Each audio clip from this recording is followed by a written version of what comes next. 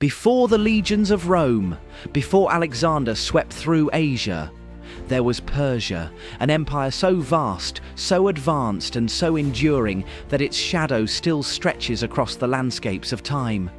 Welcome to Tides of Memory, where the past isn't forgotten. Today we explore the rise, the glory and the lasting legacy of the Persian Empire. To understand Persia, we must begin in the cradle of civilization, modern-day Iran. Here, among mountains and plateaus, ancient tribes lived, traded and warred for centuries. One of these tribes, the Persians, would come to shape history in ways no one expected. In the 6th century BCE, a leader emerged from the Achaemenid dynasty, Cyrus II, better known as Cyrus the Great. Now, Cyrus didn't just build an empire, he redefined what empire meant. Around 550 BCE, he overthrew his overlords, the Medes, but instead of annihilating them, he united the Medes and Persians into a single powerful force. Cyrus quickly expanded. He conquered Lydia in the west, Central Asia in the northeast, and most famously, Babylon in 539 BCE. But here's what made Cyrus different. He didn't rule through fear. When he entered Babylon, he respected local traditions, restored temples, and released the Jewish people from captivity. In fact, the Cyrus Cylinder, often called the world's first declaration of human rights, records how he allowed displaced peoples to return home and worship freely. This was empire building not just with swords, but with vision. After Cyrus's death, and a brief period of instability, another giant took the throne, Darius I, known as Darius the Great. He didn't expand the empire as much as he perfected it. Darius divided the empire into provinces called satrapies, each ruled by a governor, or satrap. These satraps collected taxes, enforced laws, and maintained order. But Darius was no micromanager. He created a network of inspectors, often called the king's eyes and ears, who travelled the empire to report on corruption and unrest. And then there was the Royal Road, stretching over 2,500 kilometres from Sardis in modern-day Turkey to Susa in Iran. It allowed messages to travel across the empire in mere days, thanks to relay stations and mounted couriers. It was ancient Persia's version of high-speed communication. Darius also introduced a standardized currency, the silver daric, and built a uniform system of weights and measures. And while he embraced diversity, he also promoted unity under the empire's official religion, Zoroastrianism. This ancient faith focused on the eternal battle between light and darkness, good and evil, embodied by the god Ahura Mazda.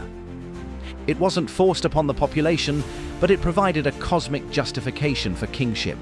The Persian king wasn't just a ruler, he was the protector of Asha, or divine truth and order. If Babylon was the city Cyrus conquered and Susa the administrative capital, then Persepolis was Persia's crown jewel. Originally it was called Parsa. Persepolis is the Greek name and means city of the Persians. However, contrary to what this Greek name suggests, Persepolis was not a city. Archaeological excavations in and around Persepolis have revealed no residential houses. Built by Darius and completed by his successors, Persepolis was not just a city, it was a stage. Every year, delegations from across the empire would travel here to offer tribute. Ethiopians, Indians, Greeks, Egyptians, they all climbed its staircases and walked its grand halls. The art on its walls told a story, not of conquest, but of unity in diversity. You won't find scenes of bloody battles carved here. Instead, there are images of people bringing gifts, gold, textiles, camels, even elephants. It was propaganda, yes, but elegant, inclusive, and deeply symbolic. Of course, no empire survives without strength. The Persian army was vast and multicultural, drawing soldiers from across the empire. But its most famous unit? The Immortals. 10,000 elite soldiers, so called because their number was never seen to decrease. If one fell, another immediately took his place. It created the illusion of immortality. They wore scale armor, carried wicker shields, and were equally skilled with bows and spears.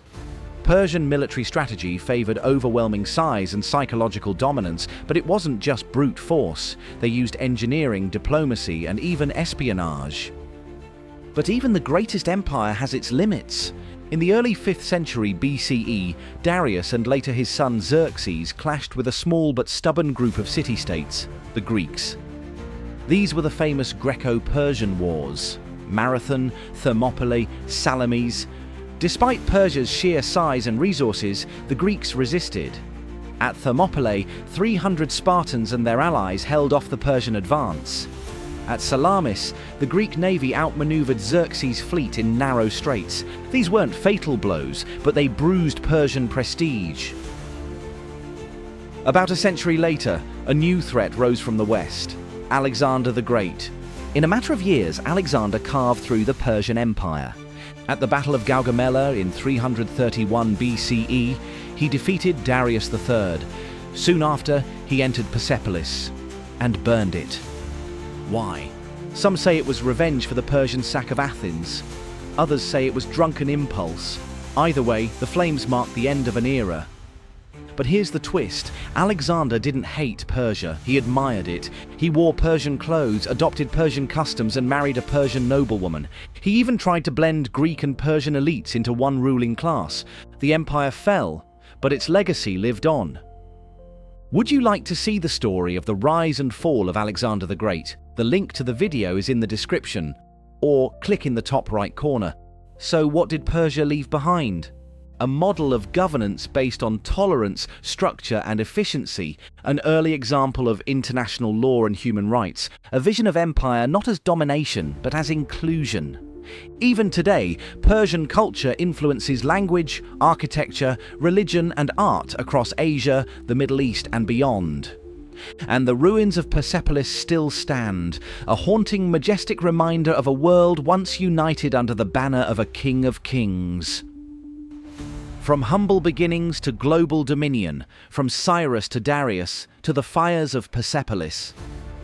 The Persian Empire rose and fell, but its memory endures in the stones, stories, and symbols left behind.